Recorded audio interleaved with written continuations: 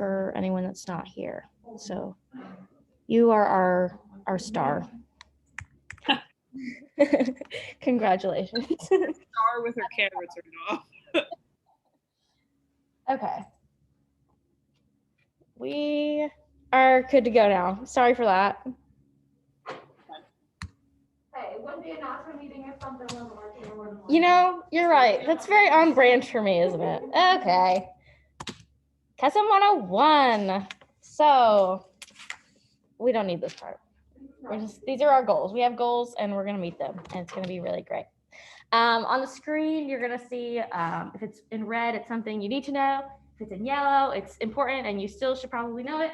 And if it's in orange, it's just to kind of supplement you, so you don't necessarily need it, but again, it's probably good to know. So everything I say, just remember it. But, no, I'm just kidding. Also need to plug this in. Slight delay again. Just me being, you know, myself, because this is gonna die and then we won't have goo anymore, and that would be really sad. Please tell me there's an outlet. There isn't. There is one. It's full. I'll talk really loud, goo, just so you can hear me. Okay. This is going. How well is this going right now? If you could rate on a scale 1 to 10, what would you rate it? I'd rate it like a 12. Wait, is the scale from like how great it's going to how bad? I'm not telling you what the scale is, but I'm giving it a 12. So just You go, I'm not telling you. so good. I love teamwork, bro. This is the best. Okay. Do you care if I sit? I'm gonna sit. Because then if I stand, I know goo is not gonna hear me if I go over there. So okay. Next slide. Go ahead. We have a video. Hopefully the audio works, because I can't handle anything else not working. Kesem has made my life so special. It's been such a beautiful journey. Watching these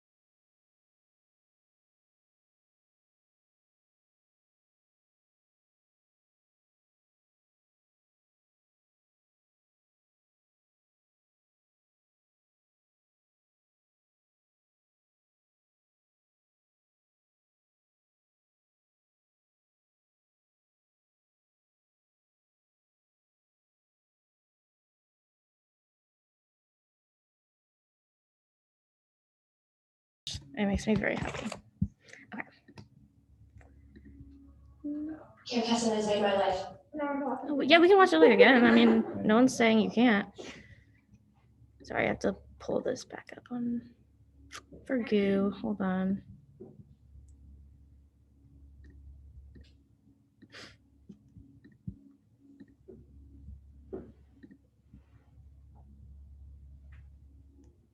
Perfect. Okay. So we're just gonna kind of do like a rundown of what Kesem is, what it looks like on like a national scale. So obviously we know that a parent's cancer can impact a child in a lot of different ways, specifically isolation from peers, low academic performance, loss of social interests, and taking on adult roles. That's just a couple of the ways that can affect a child, but those are like the main ones that we see. We'll go to the next slide. So when a child needs support, most Kesem is there. After attending Kesem, we have noticed that a lot of children experience increased communication skills, increased confidence and self-esteem, and increased community-based support. And that really just comes from all the support that we give to them and what Kesem does for them year-round. And also, it doesn't just impact our campers, obviously, it impacts our counselors as well. So 77% of our counselors have been impacted by a parent's cancer or cancer in general, whether that be through another family member or their parent. And so that makes them really empathetic to what these kids are going through. But obviously, you don't have to experience cancer or a parent's cancer or family member's cancer to be able to be empathetic to these campers. But a lot of our counselors are impacted in the same way. And 100% of our counselors undergo extensive training, which is why you're here today. And we get to have such a fun day together. Also, 84% of our campers return every year. These are our statistics from last year, but so these may even be more this year, but that's what we had last year. Go next. Oh, you're already there. Cute. Okay. I'm just taking cues from. Oh, as you should. You know, like what normal people would do. Yeah. Okay. So, we obviously have a lot of different ways that people can contribute to Kesem, specifically through volunteer student leaders, which is what you all are. We recruit and train other students. We connect with families, raise funds, obviously, and then we execute a impactful camp experience. We have over 4,000 college student leaders involved with Kesem. I actually had to change the slide because it was wrong because we got new chapters this year. So Kesem started at Stanford University. That's where it initially began. And now we have 137 Kesem chapters across 44 states. And that keeps growing every year, which is awesome because that just means that we're going to be reaching a lot more campers. So, preparing tomorrow's leaders to change the world. I love this little quote, so I'm just going to read it. Camp Kesem stays with me even though I am past the day-to-day activities of preparing for camp. There is not a single skill, trait, attribute, bit of knowledge that I have today that didn't pass through the Kesem filter. I look back on Camp Kesem and see it as a petri dish for everything good that came out of my college years. So, even after you graduate, you can still be involved with Kesem. Our alumni are very active in what we do. They'll come back for fundraisers. Some of them are part of our advisory board, I believe, too, right? So yeah, even after you graduate, there's still so many ways that you can be involved with Kesem. It just starts as a counselor. Okay. So demonstrated growth to meet enormous needs. So we are the largest provider of support services to this underserved population in the United States. As you saw in the video, there's over 5 million children impacted by a parent's cancer. And so to be able to have an organization like this reaching these kids is obviously very impactful and very needed. A lot of times I think, obviously, you know, we think about the people that are going through the cancer, but the family also is impacted by that enormously. And so I think it's really awesome that we have an organization like this that reaches the families. So continue. Committed to unparalleled return on investment. So gross revenue has grown 10 times in 8 years, which, like I said, this is last year's PowerPoint that they gave us. So this is, it's actually more than that now. But over 81% of every dollar raised supports programming for our totally free services. That is one of the best things about camp, is that it's completely free to families. Obviously, these families go through enough as it is, and so to have a support system like Kesem be completely free to these families year round is obviously very amazing.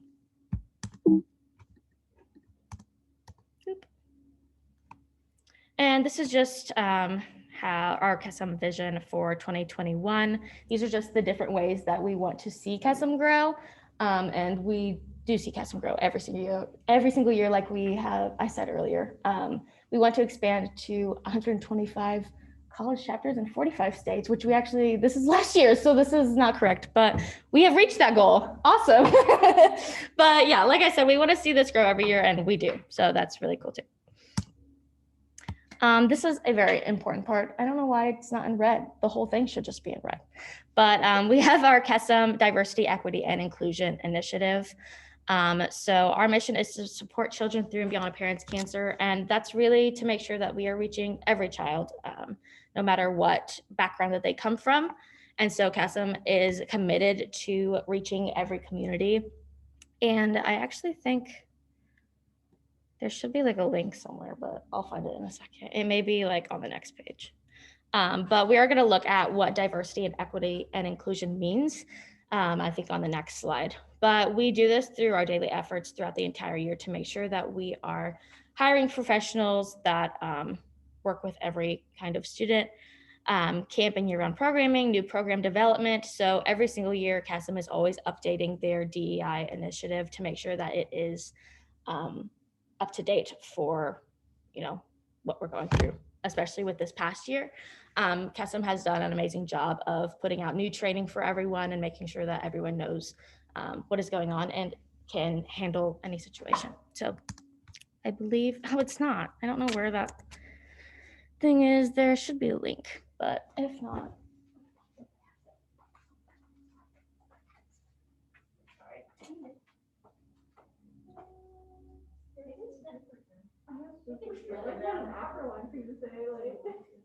It's only to our diversity and equity and inclusion thing.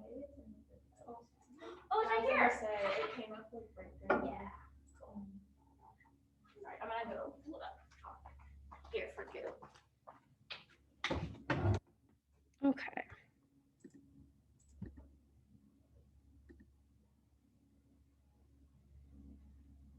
Hopefully that switches. So we're just going to be looking at diversity, inclusion, and equity, which is 2, 3, and 4. So diversity is the unique differences among individuals in a group based on which we may be treated differently in a society. Ethnicity is not the only way that people are diverse. Obviously, people come from different backgrounds. They have different abilities. And so that's something to be aware of, especially with our campers who come from different backgrounds and have different abilities. Inclusion is embracing that and celebrating the strengths of our diversity and just making sure that everyone feels welcomed and valued for who they are, which again is very important when it comes to Kesem.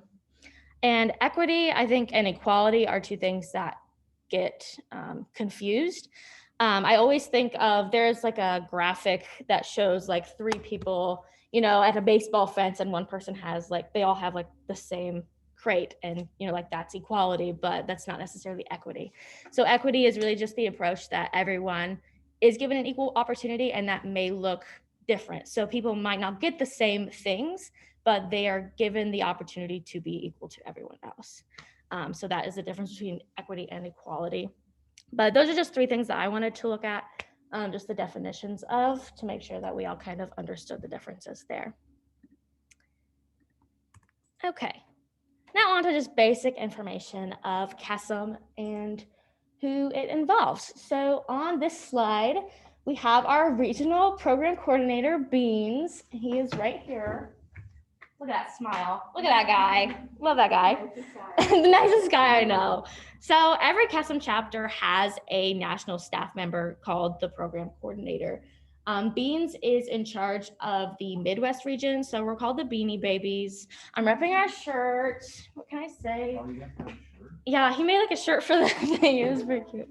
But yeah, so he has I think maybe 10 chapters. That feels not right. I feel like he has more than that. It's like 10 or 12 maybe. Yeah, so like it can range 8 to 12 chapters, but every chapter does have a program coordinator, and they just provide leadership direction and support. Essentially, anything we do usually goes through Beans first, and he's just kind of our liaison to nationals. We have our advisory board, which is just a group of supporters that we recruited for our local chapter. So they are specific for our chapter at Ball State, and they comprise of a lot of different people. There's mental health professionals, sometimes clinical oncology professionals, youth development professionals, Kesem family members, and alumni also make up. I'm not sure if all of those apply to our chapter, but yeah, I was gonna say we do have a lot of, I think we have a couple alumni on advisory board.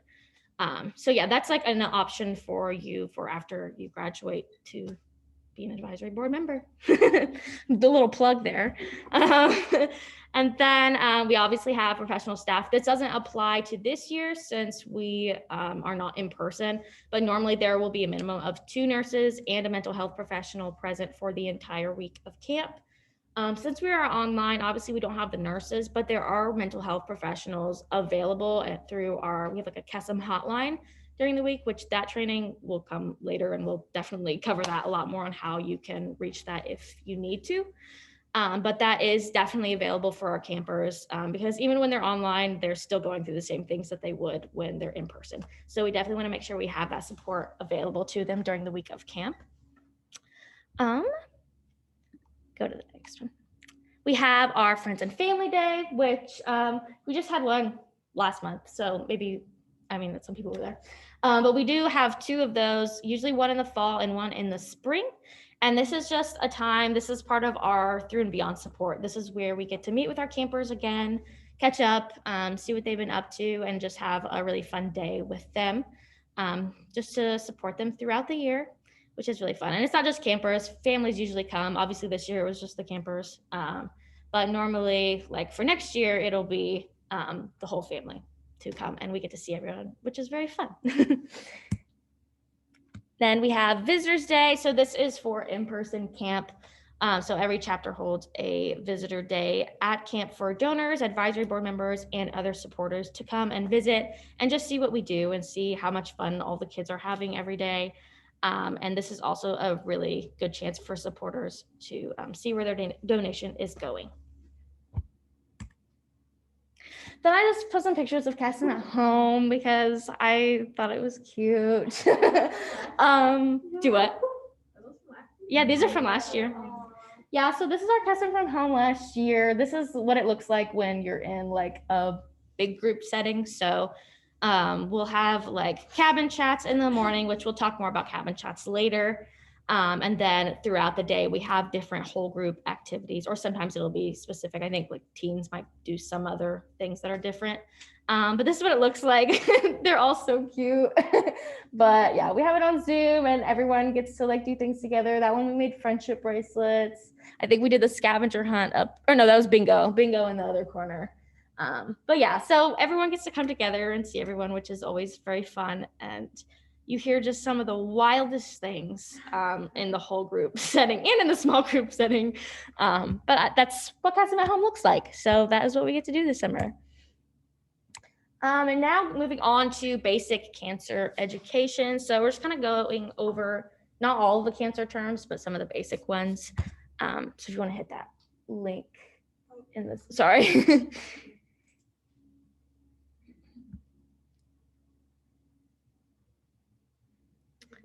Yep, that's the one. Thank you. So we'll just go over a couple of these just so you're aware, because these are things that could come up that campers might talk about and might mention, but it's also good just to be aware of some of the things that these kids' parents are going through. So the basics of cancer, if it is a benign, like you hear, benign tumor, that's not cancer, but cancer in general is just abnormal, uncontrolled growth of cells of any organ of the body. So that's when a lot of cells come together, and usually you'll see that form. Sometimes you'll see it formed in tumors, sometimes you won't. But if it's malignant, that's another term for cancer. Obviously, a tumor is an abnormal mass of tissue. And then I cannot say this word. I've tried my whole life to say it. Thank you. That is the spread of cancer from one part of the body to another. And we'll just kind of, for the pathology, we'll just look at the stages. There's different stages of cancer. So stage 1 is the early stage. Stage 4 is the most advanced stage of cancer. And then if you want to move down to treatment terms. So there's a lot of different treatments for different kinds of cancer. There's chemotherapy, so that's treatment with drugs that kill the cancer cells. There's radiation, and that is like x-rays and other sources to kill the cancer cells and also to shrink tumors. Hormone therapy, treatment that blocks, removes, or adds hormones to slow or stop the growth of certain cancers. Targeted therapy, so that's like newer drugs that are specifically supposed to target specific kinds of cancer cells. And first line treatment, initial treatment that's used to treat a patient's cancer, and second line treatment, and that's started when the first treatment is not effective and they have to find another means. So that's all for that one. Then we don't really need to do that because that's basically what we just learned. So that's okay. So we'll move on. Yeah, that's okay. Okay. So for this part, let me see. I didn't want to think about how I was going to do this because I thought we'd have more people. That's okay. That's okay. We can pair in twos, and that'll probably be enough, I think. So, okay. Pair in twos, and just take 5 minutes to talk about. I have a slide on the next one that'll have what your first bullet point is. But really, this is just kind of look at campers and some things that you might encounter with campers. So that may be like how they react to things, what they may be scared about, what they might bring to you in certain conversations. So you can go to the next slide. That'll be what you're going to talk about. So I guess I can assign groups that'll work together. Jalapeno and raptor and elephant and banana and okay, do that. Oh, group 1, group 2, group 3, group 4. Okay. Wait, Lucky is somewhere. Oh, Lucky went to the bathroom. We'll make Lucky join it. So while you're doing this, answer the question, but also so take the first 5 minutes to discuss the question in general, and then consider how that would look for the specific age group that's in your group. And we'll take 5 minutes. We'll take 8 minutes to do this. Hey. Oh my God, Goo. Here, Goo, you don't get to be involved. No, I'm just kidding. This is me. Okay. We're group 4, Goo. Cool. Oh my God, Goo. How might things be harder socially for the kids that are like ages 13 to 15 or 14? Socially, they might be a little isolated just because if they're like at home with their parents or their parent that has cancer, like they might not have as much social, or they might not have as much of a social life as they normally would. Yeah. I think that age is especially like, I mean, at any age, I guess this could be the case, but I feel like the teen years are also just difficult in general. So throwing a parent's cancer on top of it just makes it even more difficult. But I think when you don't have other people like at your school that understand what you're going through, that can be really difficult because you have all of these feelings inside and maybe you don't feel comfortable sharing those because you feel like they don't understand where you're coming from with that might be difficult. I would say for little kids, I think it's easier because, or not easier, but less hard just because, you know, they definitely, I feel like little kids don't really care to talk about it as much with other kids. And Yeah. They'll just do their own thing, but then also they could get taken out of class for whatever reason. Yeah, that's true. But then, yeah, the like 13 to 14 ages Yeah. is like harder. Yeah. Do what you got. I was just gonna say, I think I strongly agree with the point on feeling as though they don't have as much social support from their peers, just because I'm sure the majority of peers at school aren't dealing with the same thing. Right. And I know in the earlier slides we talked about how sometimes like these kids, they have kind of like have to go through adultification where they're made to grow up way faster than normal kids. And I think that just can be like really isolating for young teens. And it can just feel like looking around and looking at your classmates and just, wishing you could be that again, but you don't really think you can. Yeah. So that's how I could see it manifesting. Yeah, for sure.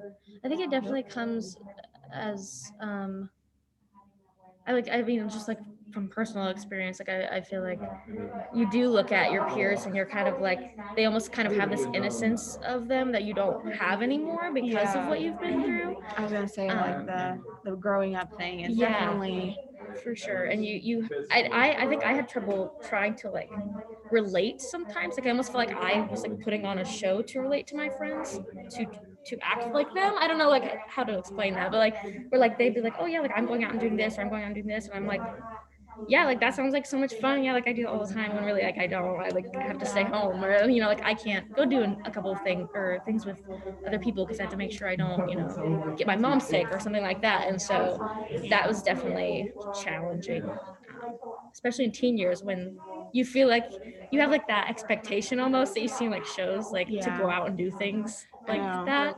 I was gonna say when I was little, like I would go and spend the night at people's houses, not like probably as often as other kids, I don't know, but then I would also feel weird spending the night at other people's houses because I like almost never had people at my house. Never had people spending the night.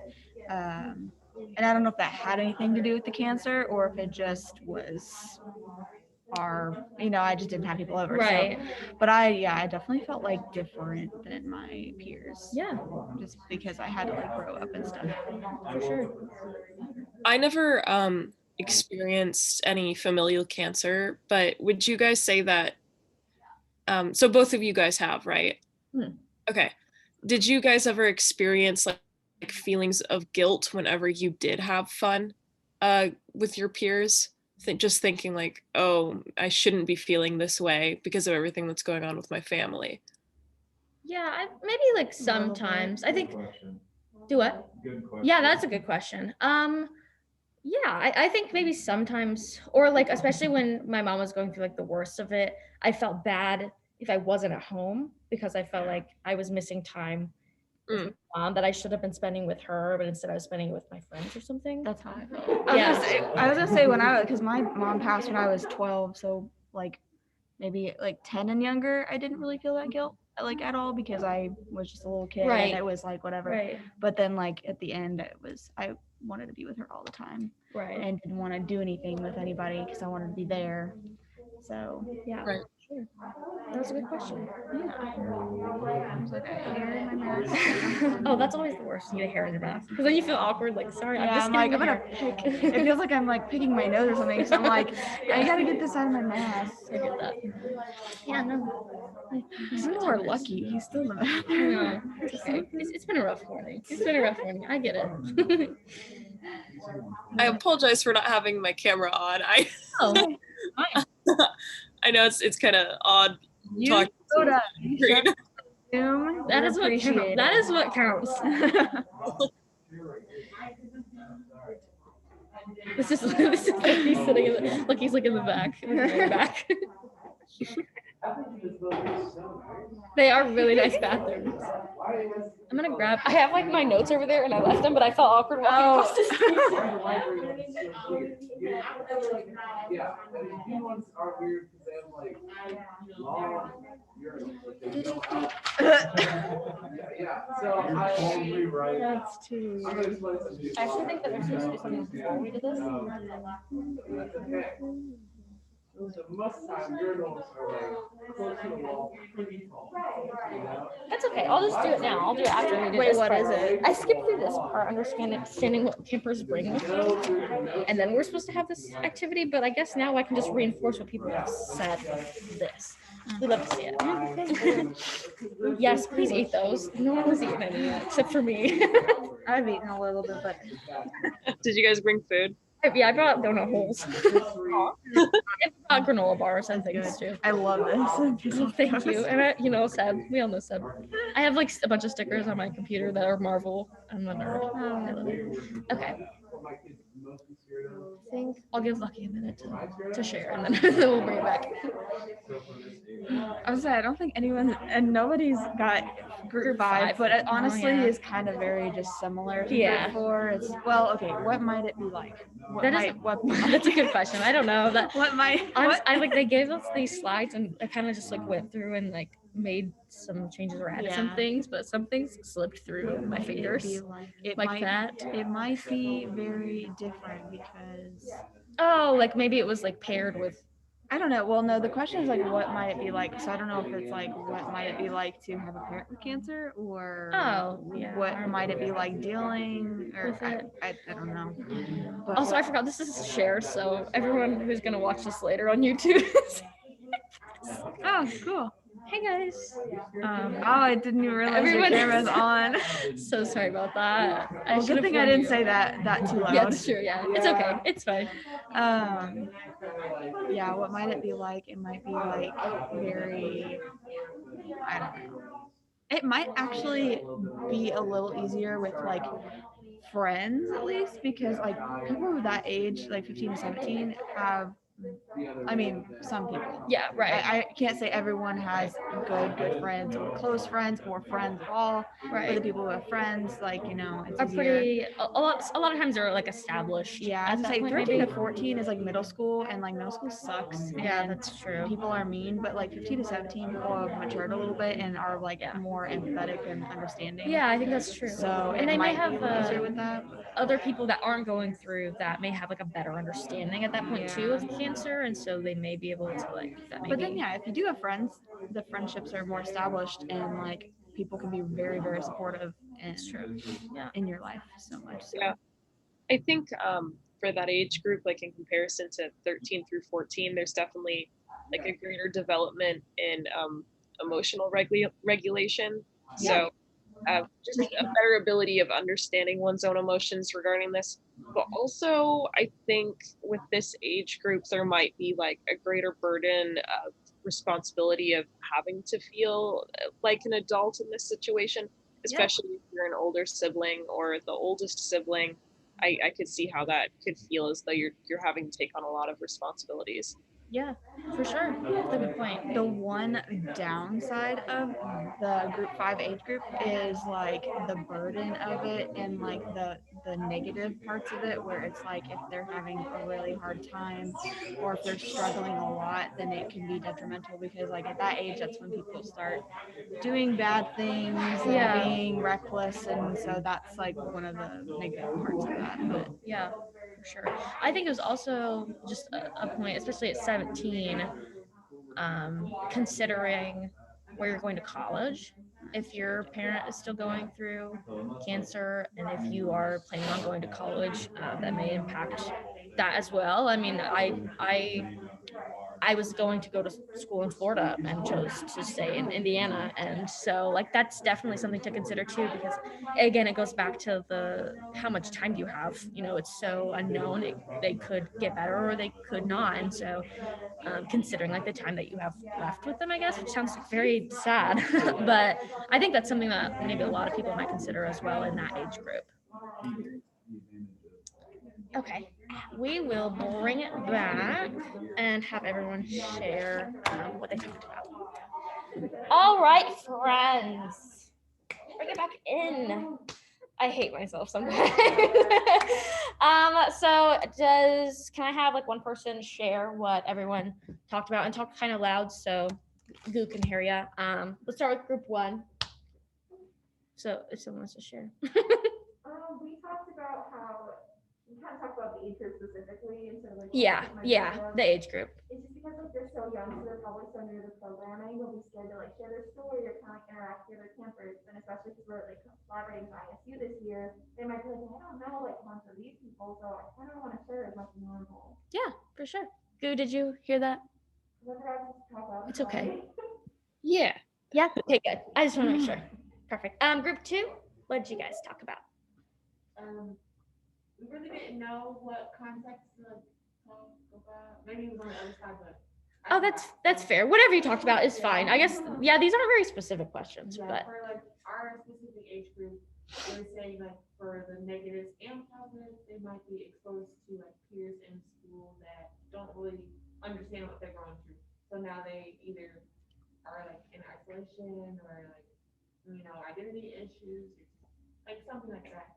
And then on the positive side, they might run into people or like counselors or therapists that do understand and then they get that help. yeah, for sure. I think especially like having those kind of conversations at like younger ages maybe help them as they grow older be more open about their emotions maybe as well. That was a good point. Group 3. At that specific age for like 11 and 12, there's like a big turning point in the kids like childhood because they're going from like being a kid to being more like a teenager. Yeah. And so I was saying that it's also the time where they're getting into more extracurricular activities at school, like they're going to middle school, they're probably doing more stuff. And with a parent with cancer, it might be harder for them to do certain things in their daily routine because the parent's sick, they don't have a lot of energy, or they're doing treatments or going to doctor's appointments. Also, they might feel like they need to be with their parents because of what's happening. I know for me, it was one of those things. I came home after school and like, okay, I gotta make sure my mom's okay. She need anything, and being there for her and stuff like that. So daily routines look different in that way. Yeah, for sure.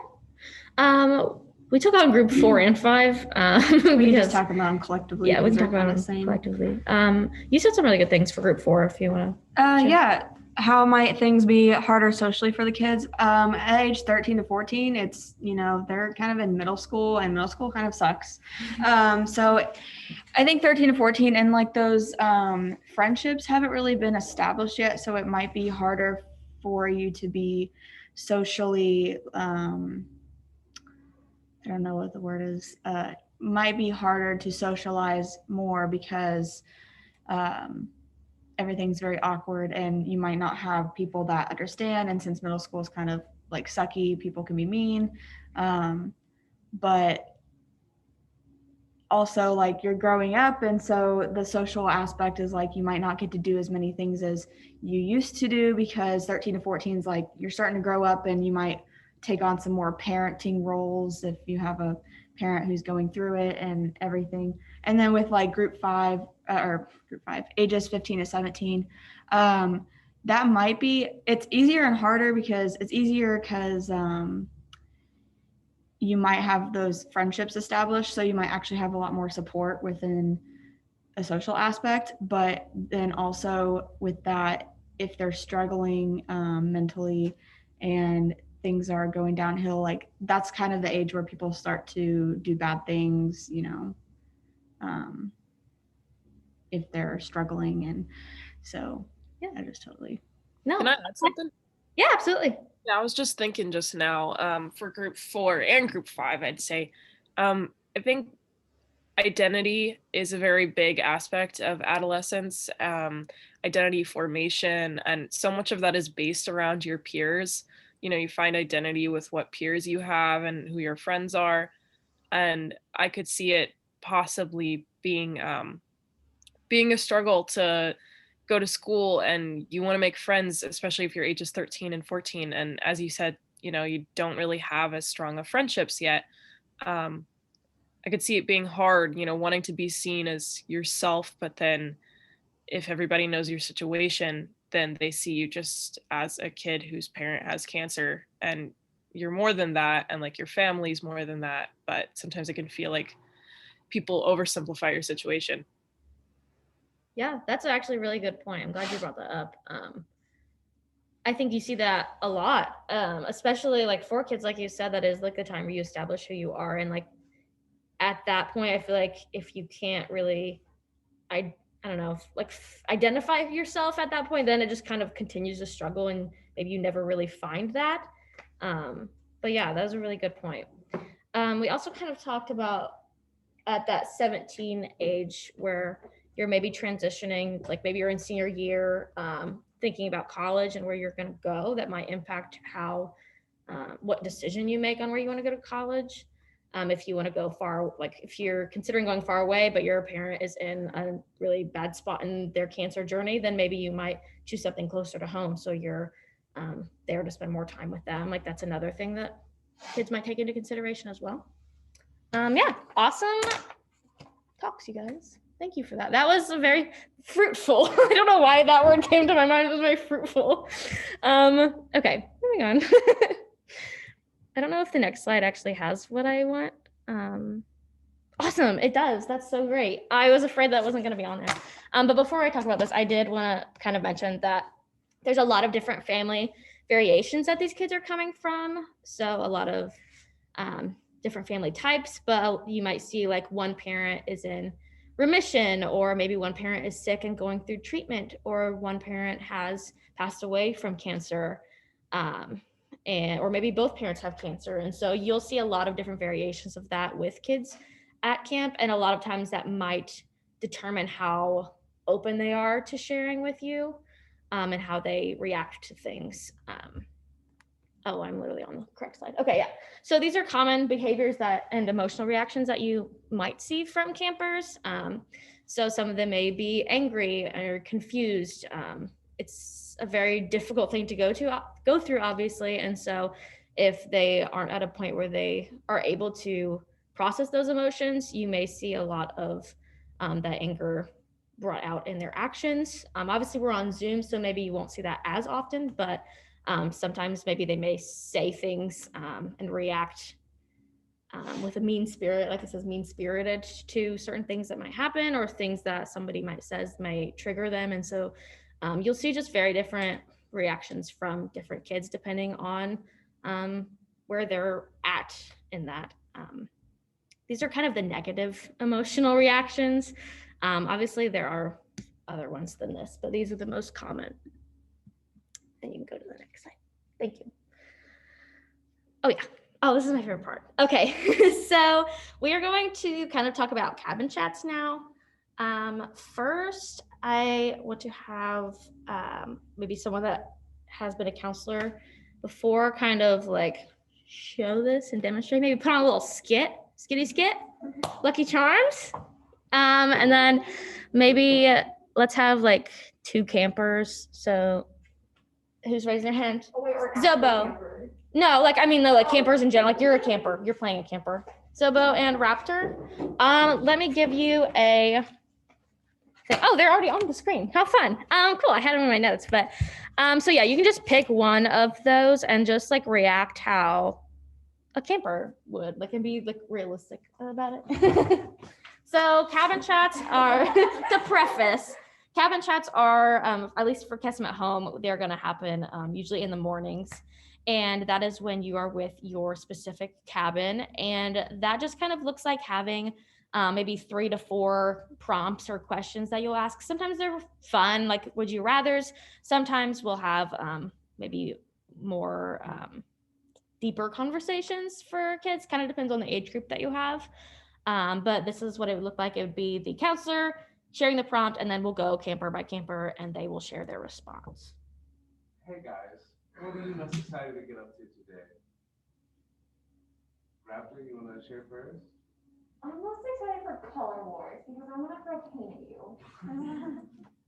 Accurate. I'm super excited for you to throw paint at me. How about you, Zoe? I'm really excited for the rock wall. The rock wall? Oh, rock wall. Pretty good. Getting ripped up there. If your life were a movie, what would be the most important scene? That's a good question. I like that. Honestly. Oh, here. I feel like, I don't know if it's the climax, I'm thinking like logistically, but like that part where like the hero's like, I'm gonna fail, like on the left and all these people, but then something happens, they're like, no, I can do this. Let's motivate everybody. Cause it's like that feeling, I can do this, like I believe in myself. Awesome. You love a good heartfelt, hey, we can do this scene. How about you, Zobo? I'd say, like, can you say the question again? If your life were a movie, what would be the most important scene? Probably any scene with friends, like connecting with people and being with friends. Nice. Excellent. Do we want Yeah, to just do one more. Just do maybe like a maybe advice. Give that advice one. advice? What advice would you give someone that is younger than you? Good question. I would say don't be afraid of what other people think. I know, especially if you're like in elementary, middle school, you're kind of like, oh, but her outfit's cuter. Like, I think they're taught, like, don't care about other people. Like, just be you. Be your authentic self. That's all that matters. For me, it would be to like embrace being a child as long as possible, because once you grow up and you become an adult, it does get harder sometimes. So embrace being a child and having that freedom to be a child. Do you have advice? I like that advice. Awesome. Thank you guys. Awesome. Snaps to you. Snaps to you. So we're actually gonna like practice this now. So we're gonna break out into pairs again. That's probably the easiest. Do you have a question? No, I just would also like to point out that in cabin chats, some kids might not want to share. Yep. And that's fine. You just give them the opportunity to, say, hey, you want to share? And if they don't, then we'll, okay, we can come back to you, if there's anybody else behind them. And if they still don't want to share, then that's completely fine and up to them. Yeah. Thanks for pointing that out. Yeah, help you. I also wanted to point out that cabin chats are going to look different for every single age group. So especially like the littles, it might be less serious or extremely serious all at once. Yeah, for sure. And then as they get older, like it might get deep or it might not. So it really just depends on the age group you have, what the cabin chat will be like. For sure. Also an awesome point. Thank you. And kind of, I had a point to add on to you with that one, and it slipped my mind. So if it comes to me, I will tell you. Oh, I know what I was gonna say. So also with that, if you do end up getting on like a more serious topic, and again, it kind of just restating what Elephant said.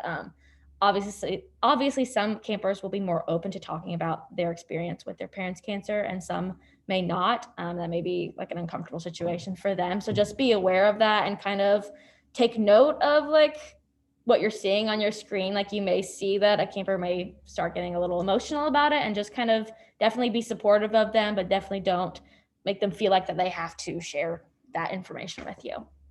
Awesome. Thanks for those points. I'm glad you said that because I would have forgotten. Now let's break out into pairs. Maybe switch it up. Let's meet some new people. Raptor, pick a partner.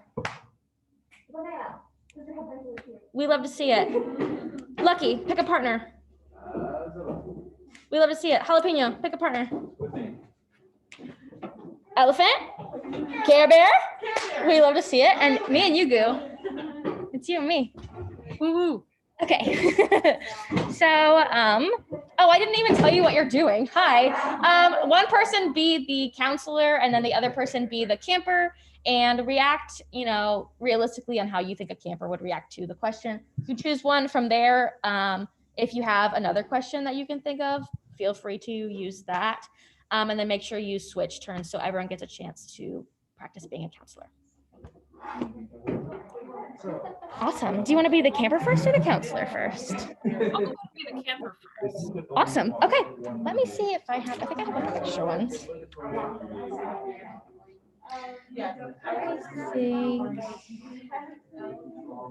If you could have 3 wishes, what would they be? Hold on, I'm gonna go ahead and turn on my camera just so there is non-verbal cues. Okay. Wishes. I might pretend it doesn't matter what age group. Nope, yeah, doesn't matter. Okay, I'll be a kid. I'll be a really little kid. 3 wishes. I don't know what 3 wishes. That's okay. Would you like us to come back to you? For the rest of your life. So Yeah, okay. Okay. Awesome. Thanks for modeling that. That's definitely something that can happen, and that has definitely happened in our Zooms. And sometimes when you get to the end and you come back to them, they may still not have an answer for it. It's a question you do towards the beginning of your cabin chat. Usually you'll have 3 to 4 questions you'll ask. You may come back at the end and they may have an answer for you, like at the very end of the session that they want to share, and they might interrupt you and say, hey, I have something. So definitely they have that whole time to answer any of the questions that you give. But definitely a reaction that you can get. And I also kind of do want to add something to that for that specific question. We used that last year, and kind of like what Jalapeno said, you do get very different answers depending on the age groups that you're with. I was with the younger age group, so 6 to 9, I believe. And some kids were very, what you would think a kid would say. Like, I would want, some kid said, he's like, I want a roller coaster in my backyard. And I'm like, okay, Phineas and Ferb, yes. And then he, was like, I want to have $1 million. But then you'll also have campers who will be open and say, like, I wish that cancer didn't exist. There was one that was very, very sweet. And she was like, I wish that everyone in the world was kind. And like isn't that so cute? And those kind of conversations do like spark. And then you'll kind of see that when one camper opens up, you may see the campers after them open up, or you might see campers that came before them want to change their answer. So it is a very awesome thing just to see what they come up with.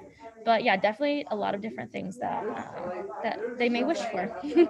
So, okay, I will be the camper now if you want to pick a question. All right.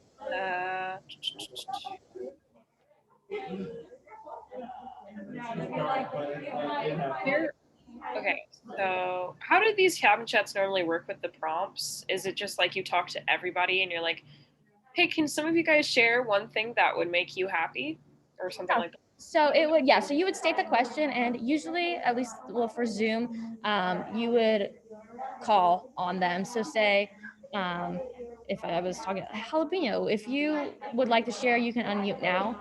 If not, just stay muted and I'll move on to the next person. And you'll wait a couple seconds to see if they unmute. And if they don't, then you move on.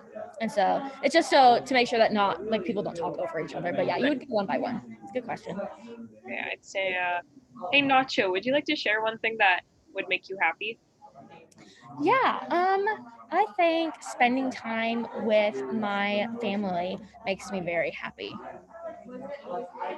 And maybe they'll elaborate. Maybe they'll say like, I really like when we get to have a bonfire outside and we get to roast marshmallows together and we'll sing songs. Or maybe they won't elaborate and just leave it at that. Oh, that's so fun. I've only worked with the younger campers, and just their responses are so wholesome. Sometimes they're just very, very sweet. Awesome.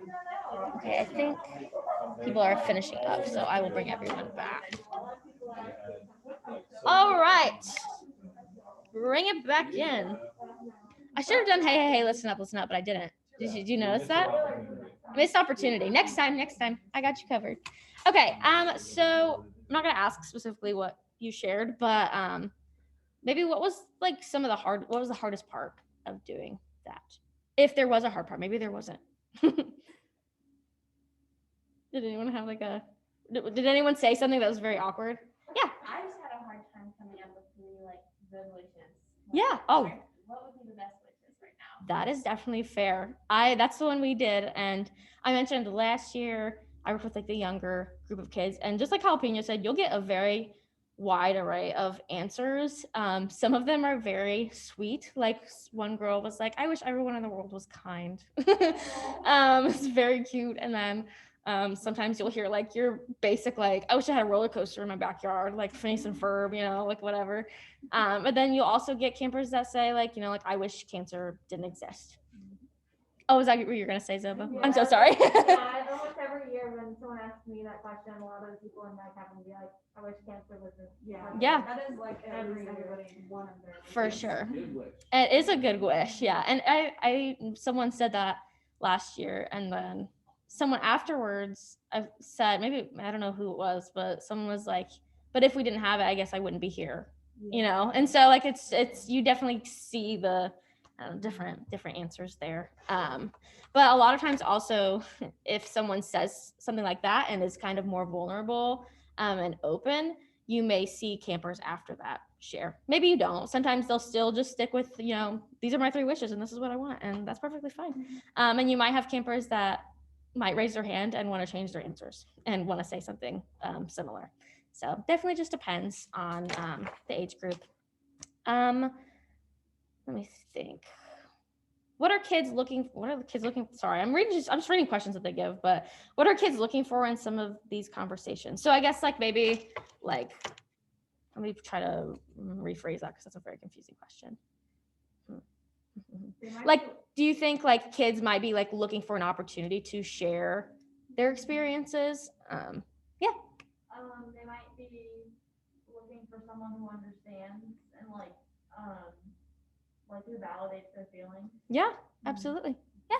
They're probably also looking for like people who have common things, like finding any sort of common ground, which is also a really good basis to make friends as well.